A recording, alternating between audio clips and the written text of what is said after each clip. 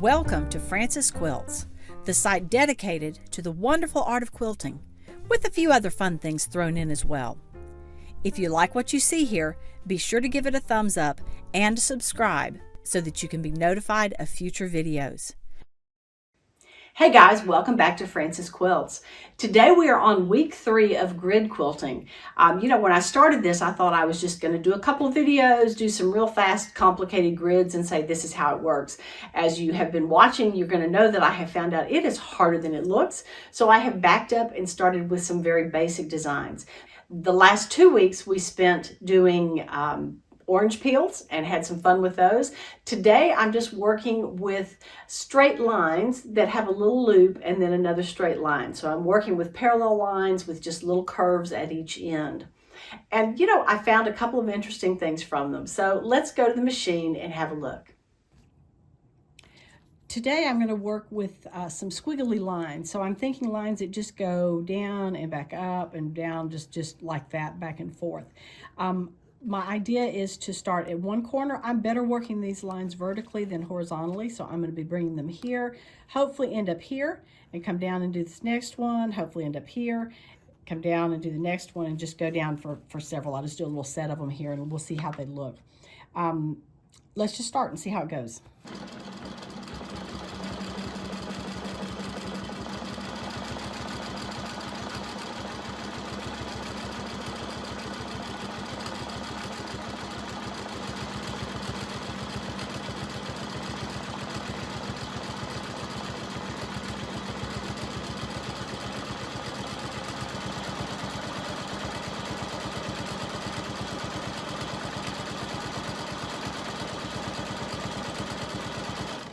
I ended up with one finish, so let's keep going down to the next one.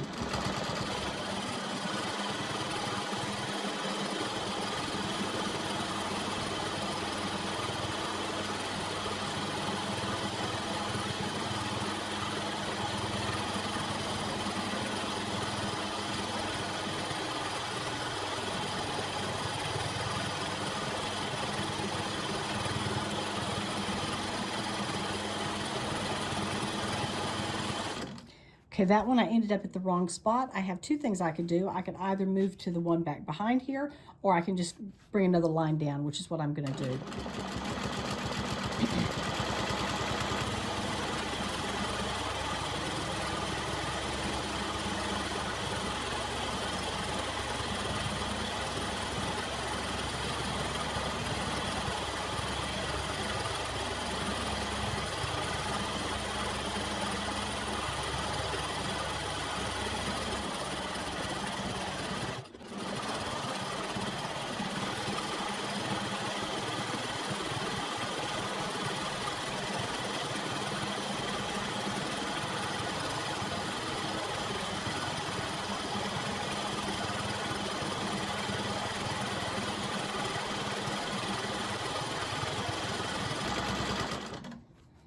But I'm going to zip down and pick up this other one in the corner while I'm here.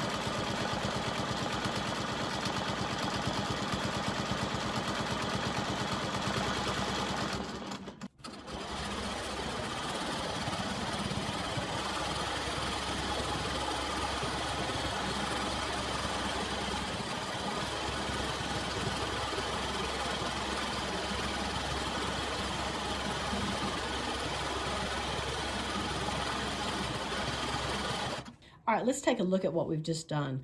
The things that I think is very important with this is that all of these lines are parallel. I think if I get them going crooked, it's not going to look good unless I do them all crooked. That is an option that I could do. Personally, I don't think doing it in a 1-inch grid is particularly effective. I think there is just a lot of stitching in here and you're not going to get a whole lot from it. But let me show you what it looks like when it is done with a 1/2-inch grid.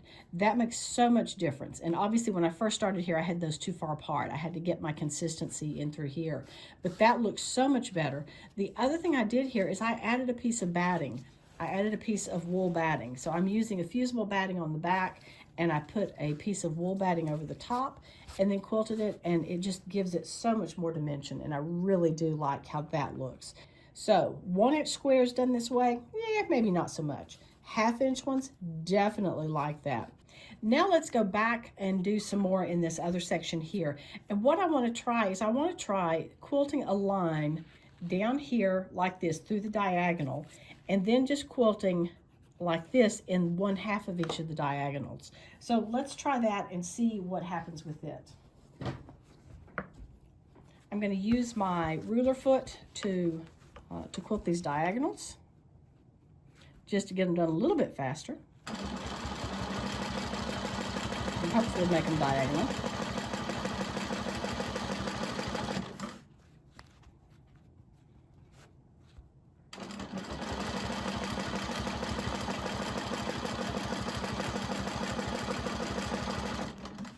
And if you're thinking, man, that looks easy, be sure and check out my online course called 8 Ways to Use a Straight Edge Ruler. I think you will find some good things there.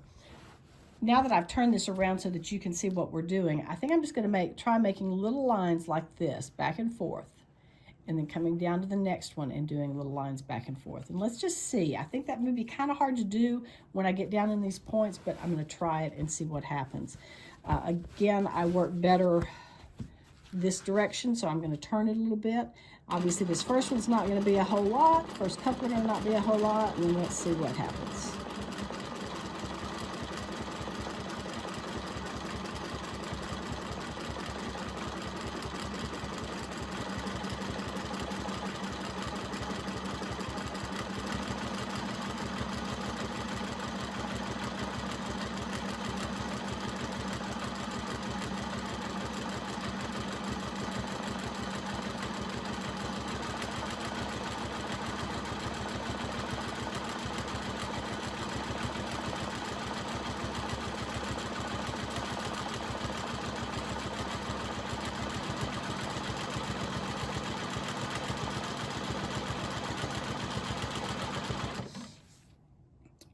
Okay, I'm going to tell you this is a little bit tedious, but let's do a couple rows and just see if it gets better.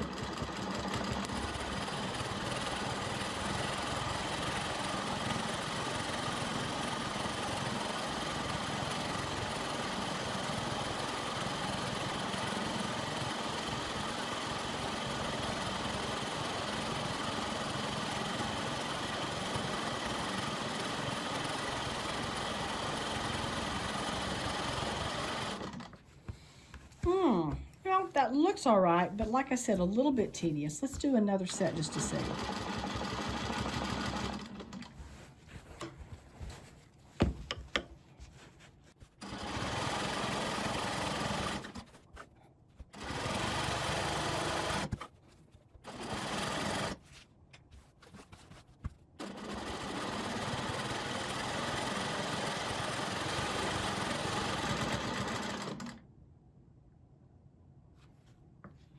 I just did that wrong. I did it the wrong direction. Let's come down here and see if we can straighten it out.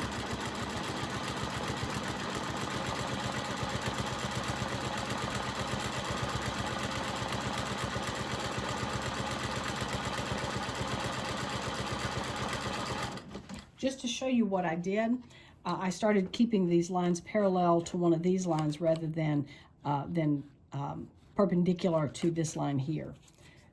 It does change the look of it a little bit, so we'll have to think about whether we can try that on some others.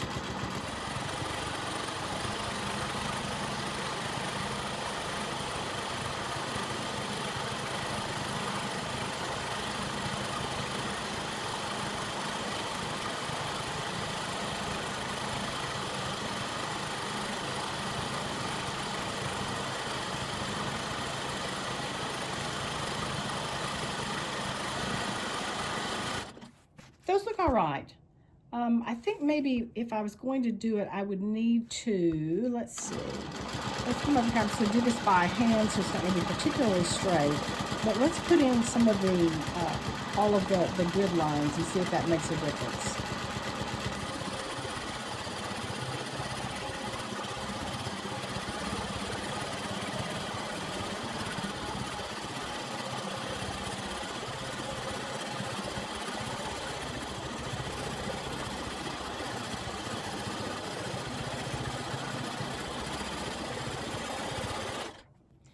Yeah, I think adding these grid lines all the way along actually makes it look a little bit better.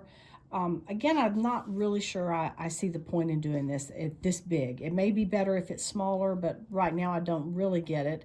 Okay, I'm going to do one more thing on this video, and I'm going to take my square grid and I'm going to quilt it from side to side like this, going on the points. This other one over here, I was going perpendicular and parallel with the square. This time I'm going diagonally this direction. So I'm just going to start here, and I'm going to go here, and I'm going to do alternating ones. So I'll have them, every other one will be going this direction.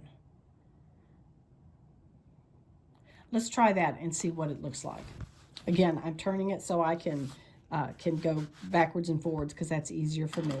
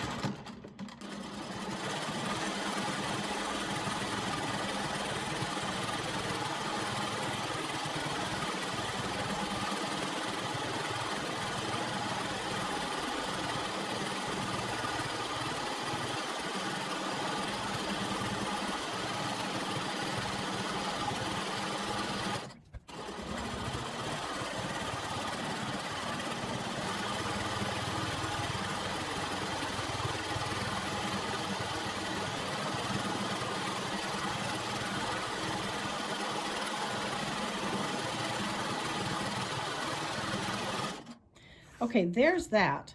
Now, wonder what happens if I come over to here and I do these coming the opposite direction. Well, actually, let's come down here and do these going the opposite direction and up to there and see what happens with that.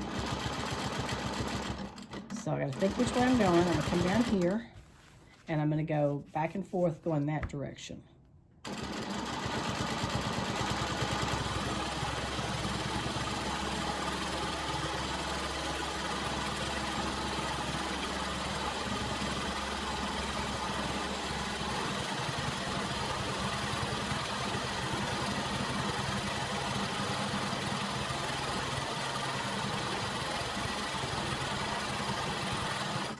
I like how that looks. It gives that kind of like we're doing a square inside it, but we're not. So every fourth one would have that center section right there.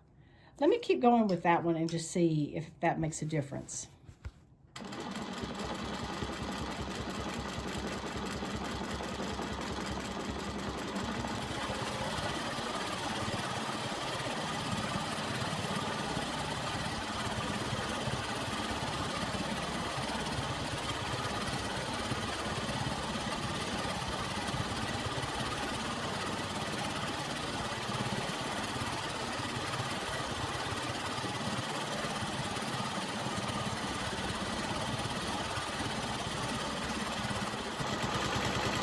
I wonder if I can do it this way where I go down and go center and then back to each side.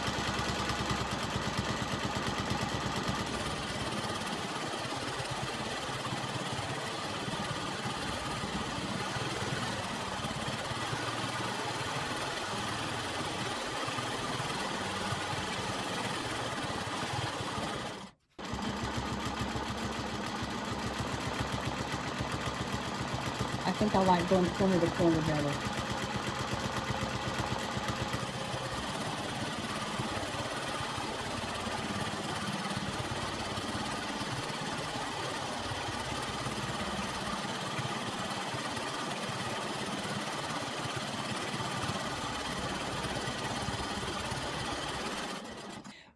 Well, I do think that adds a lot of interest when I have this with the squares coming together right there.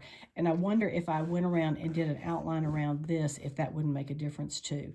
Let me spritz out some of this, some of these lines so we can see it a little bit better.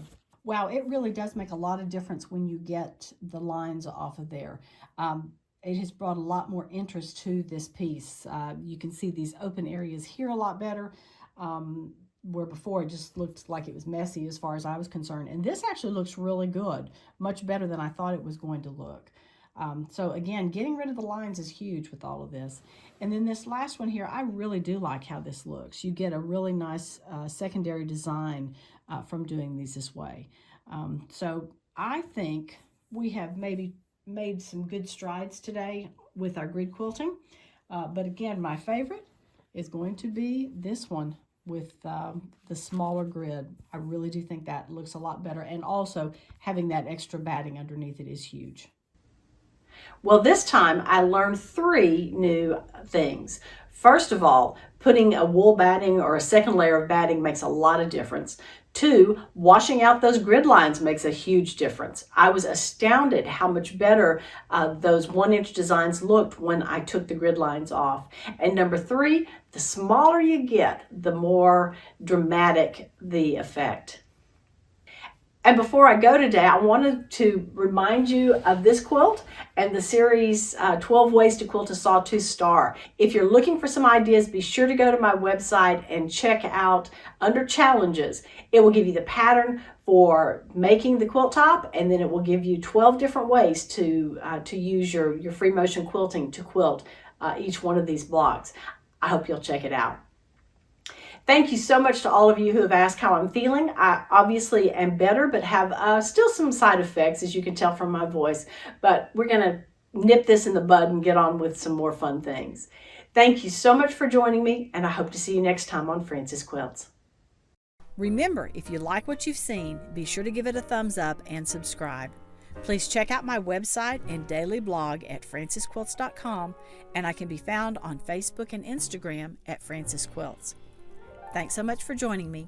Hope to see you again soon.